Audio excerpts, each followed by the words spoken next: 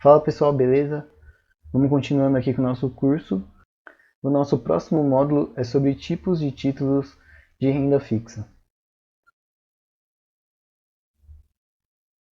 Primeiramente, nós vamos começar pelo Tesouro Direto, que é o mais conhecido, que possivelmente vocês já ouviram falar. Muito se compara com a poupança, muita gente traz essa relação entre Tesouro Direto e poupança. Então a gente vai começar por ele, vendo o que é e como funciona. Como já foi falado naquela aula de dinâmica de mercado, o Tesouro Nacional ele é como o caixa do governo, onde ocorre a captação dos recursos no mercado financeiro via uma emissão primária de títulos. E isso funciona para execução e financiamento das dívidas internas do governo. É através das siglas dos títulos do Tesouro que a gente conhece as características diferentes deles, os prazos, as remunerações, mas que de modo geral, na sua essência, eles cumprem a missão básica de rolagem da dívida interna do governo do nosso país pelo Tesouro Nacional, que ele utiliza sempre o Banco Central para poder fazer isso, como já foi explicado anteriormente. Agora eu vou explicar quais são os títulos que tem. Esses tipos de títulos, eles não só vão servir para o Tesouro Direto, como eles vão servir para outros tipos de títulos também, como a gente vai ver mais para frente. Então, o primeiro tipo que a gente vai falar são os pré-fixados. E o que são os pré-fixados? São sempre os títulos que a gente já conhece a taxa total de remuneração que a gente vai receber. Então, por exemplo, você vai ter lá como opções os títulos pré-fixados pagando 5% ao ano. Então você sabe que exatamente após um ano ele vai ter pago 5% nesse ano. Independente de qualquer outra coisa que aconteça no nosso país, ele vai continuar pagando esses 5%. É aquela taxa fixa. Daí o nome pré-fixado. Então o que a gente sempre vai ter no caso do tesouro? Vai ter o nome tesouro primeiro, depois prefixado e por fim o ano de vencimento desse título. Então sempre que você for investir num título de tesouro, ele vai ter lá a data certinha com o dia, o mês e o ano, mas você já sabe que o ano é sempre esse daqui que termina no nome dele. Então no caso dos tesouros prefixados disponíveis no momento, o que a gente tem? Um tesouro prefixado que vence em 2022, um que vence em 2025 e um que vence em 2029. Porém, esse de 2029 ele tem juros semestrais. Então o que acontece nesse tipo de título? Ele é o prefixado normal, então você já conhece a taxa que ele vai pagar, porém a cada 6 meses ele vai te pagar o rendimento. Para que tipo de pessoa isso daqui serviria? Uma pessoa que tem uma aposentadoria já em andamento, que vive utilizando esse dinheiro dos rendimentos. Então a cada 6 meses ele vai receber esses juros semestrais e aí ele tem a opção de reinvestir ou utilizar nos custos de vida mesmo que ele possui. Nosso próximo tipo de título são os indexados ao IPCA.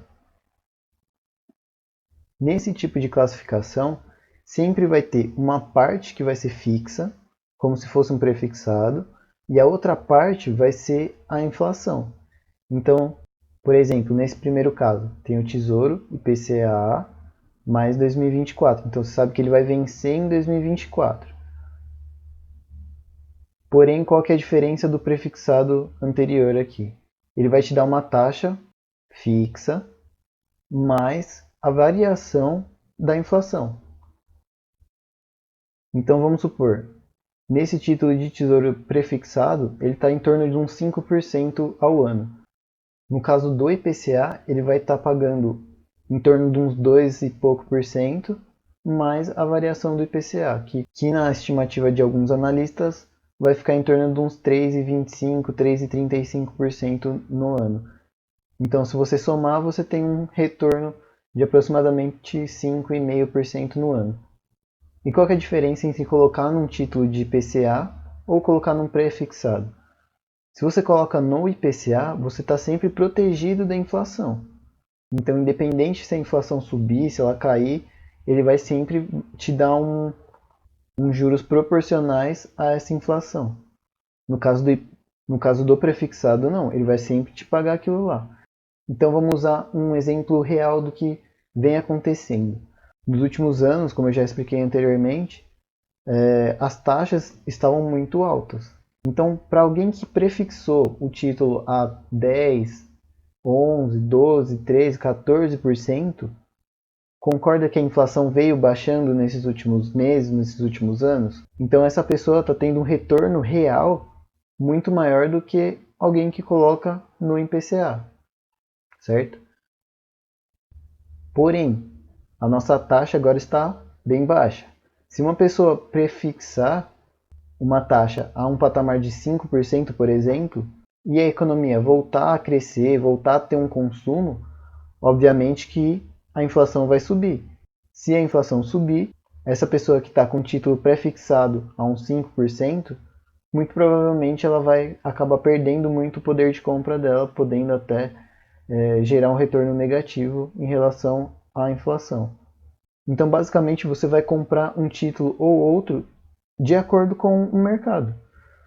É por isso que você tem que ter uma análise mais macroeconômica do que vem acontecendo no país. Não precisa ser nenhum economista, não precisa ser nada disso, é só acompanhar um pouco das notícias, interpretar o que vem acontecendo no momento que vocês vão achar um título mais adequado para vocês. Mas o que eu quero que vocês tenham em mente é justamente isso. Você vai prefixar uma taxa quando ela estiver muito alta, quando existirem sintomas de que a inflação vem caindo e tudo mais, para poder aproveitar essa diferença de taxa.